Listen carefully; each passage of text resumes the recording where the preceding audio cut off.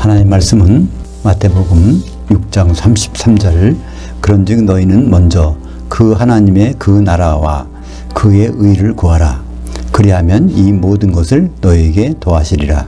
신랑을 기다리는 교회 마태복음 원전 강해 오늘은 6장 두 번째 시간입니다.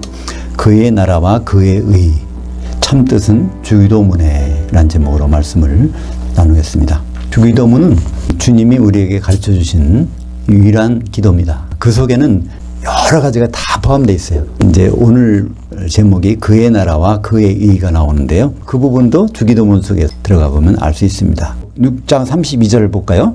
같이 보죠. 왜냐하면 이는 다 이방인들이 구하는 것이라. 너희는 하늘 아버지께서 이 모든 것이 너에게 있어야 할 줄을 아시느니라. 우리 하나님 아버지는 뭘 아실까요? 우리가 필요한 것. 예를 들어서 우리는 필요하기 때문에 기도하지 않습니까? 우리는 건강이 안 좋을 때 기도합니다. 또 물질이 좀 부족할 때 기도합니다. 근데 그것을 우리 자신보다도 누가 빨리 알아요? 하나님 아버지께서 이 물리계에 통치하시는 아버지께서 더 먼저 알고 계시다는 거예요. 그게 완료형입니다. 우리보다 먼저 알고 계시다는 것을 말씀하고 있죠. 그래서 마태복음 6장 8절에 보면 그러므로 그들을 본받지 말라. 왜냐하면 너희가 그를 구하기 전에 너에게 있어야 할 것을 너희 아버지께서 아셨느니라. 똑같은 말씀입니다. 주기도문 시작하기 전에 주신 말씀하고 마태복음 6장 33절에 주시기 그 전에 말씀하고 똑같은 내용이에요. 그러니까 오늘 마태복음 6장 33절은요. 주기도문에 있는 내용을 다시 확인시켜주는 그 얘기입니다. 다른 말씀하시는 것이 아니에요. 33절 다시 보면 너희는 먼저 그 하나님의 그 나라와 그의 의를 구하라. 이 세상에 필요한 것, 물질적인 것 이것을 구할 것이 아니라 먼저 할 것이 있다는 것입니다. 먼저 뭘 해요? 그 하나님의 나라와 그의 의를 구하는 것입니다. 우리말 번역은 그의 나라와 그의 의인데 원전에 보면 그가 아닙니다. 그 하나님의 나라. 근데 나라라는 것은요. 더 정확한 표현은 통치입니다. 하나님이 통치를 잘 해주시기를 바란다는 거예요. 하나님 통치가. 하나님 통치가 1년, 2년, 3년, 4년. 그래서 결국 지금 2000년까지 왔는데요. 하나님 통치가 시작하신 지가 예수님 공생애 때부터 시작하셨으니까 지금 2000년까지 왔는데 이 통치를 잘 하셔서 마무리될 때까지 이것이 바로 우리가 바라라는 것입니다.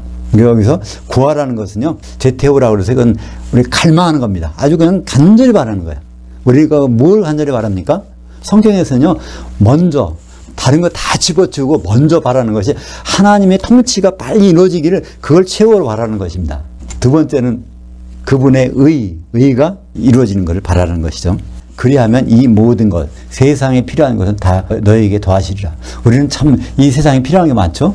건강도 필요하고 또 물질도 필요하고 시간도 필요하고 여러 가지 그게 필요한데 하나님 아버지 그거를 받는 방법을 특별하게 우리에게 비결을 말씀해 주신 것이 먼저 하나님 아버지의 통치 좀 빨리 되게 해주세요.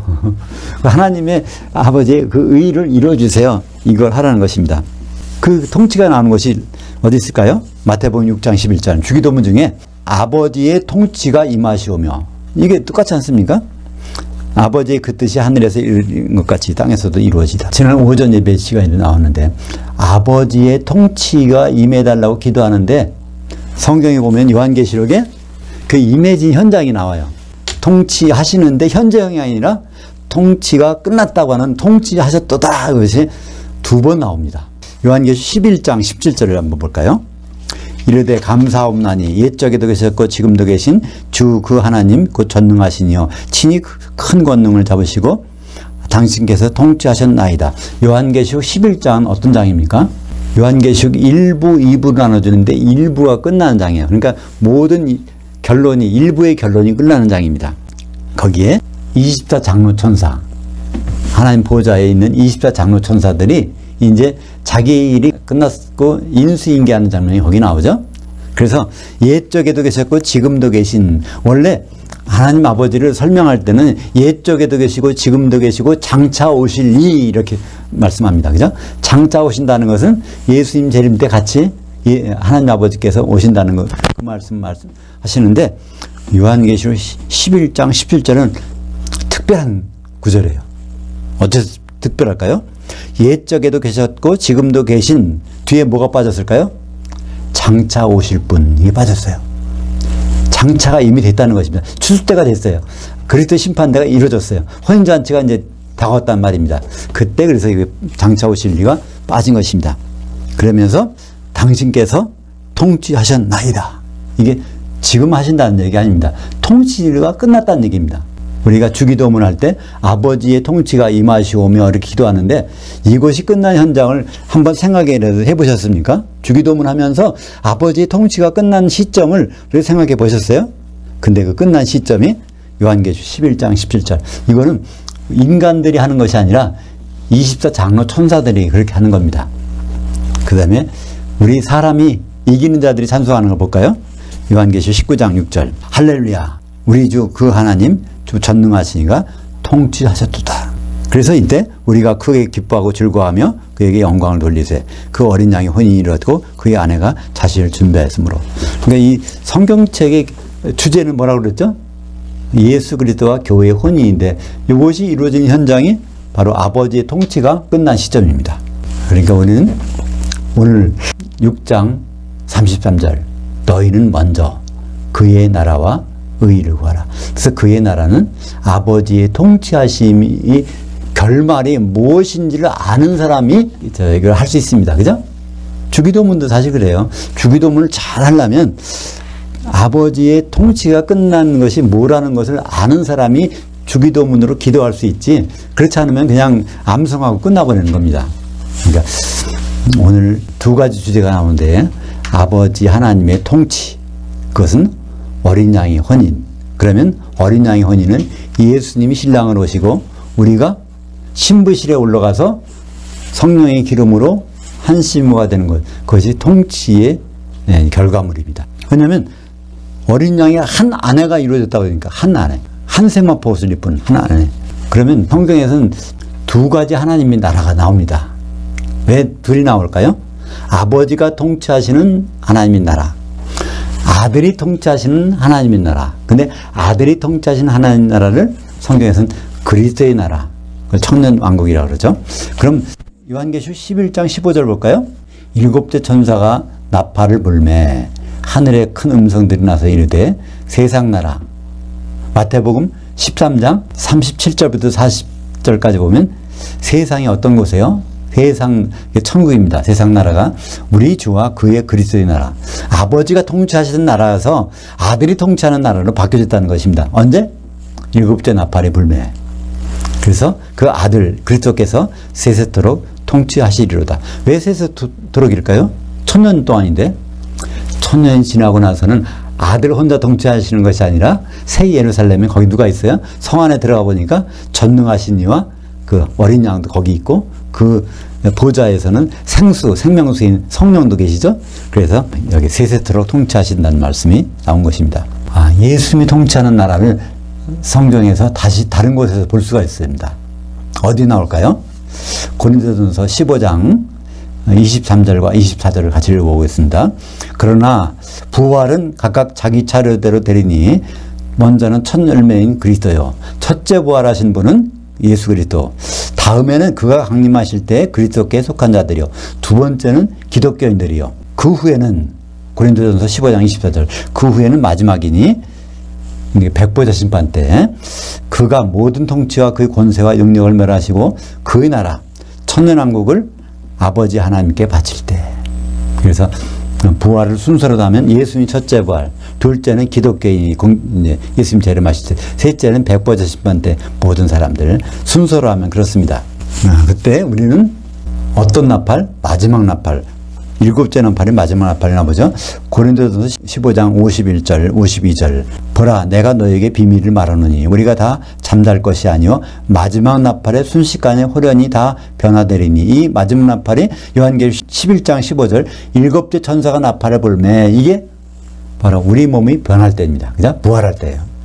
52절에 나팔 소리가 나며 죽은 자들이 석지 아니할 것으로 다시 살아나고 우리도 변화되리라. 그러니까 부활이라는 것은 죽은 자가 이 몸으로 살아나는 것이 부활이 아니라 사람이 산 자든지 죽은 자든지 영의 몸을 입고 예수님 만나는 날. 근데 그것이 이제 부활이죠. 그러면 그의 나라는 무엇인지 우리가 해결이 되어 있습니다. 그죠? 하나님 아버지의 통치하는 것이 그의 나라라고 번역된 것이고, 두 번째, 그럼 그의 의는 뭘까요? 한자로 하면 뭐라고 그러죠? 옳을 의, 의가 옳을 의입니다. 그러니까 올바른 거예요. 사실 그 의라는 것은요, 곧다, 직선이라는 뜻입니다. 곧장, 우리가 계획한 일이 있으면 곧바로 가는 거예요. 이게 의를 이루는 거예요. 요한복음 16장 10절에 볼까요?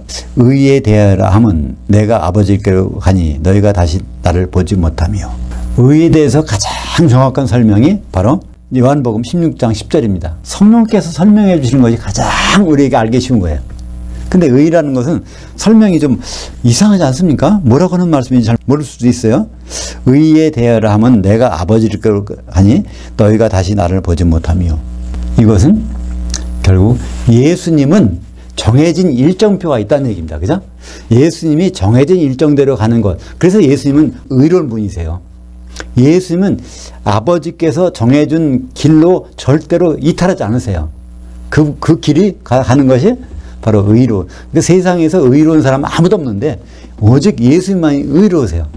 그래서 의로움을 나타내는 것 중에 하나가 바로 예수님이 첫 번째 6월절 이루셨죠? 어린 양으로. 그 다음에 무교절, 누르기 없는 떡을 5개인 영들에게 복음을 나눠줬어요. 무교절. 그 다음에 초국절, 3일 만에 이삭으로 흔들리셨어요. 이삭단으로.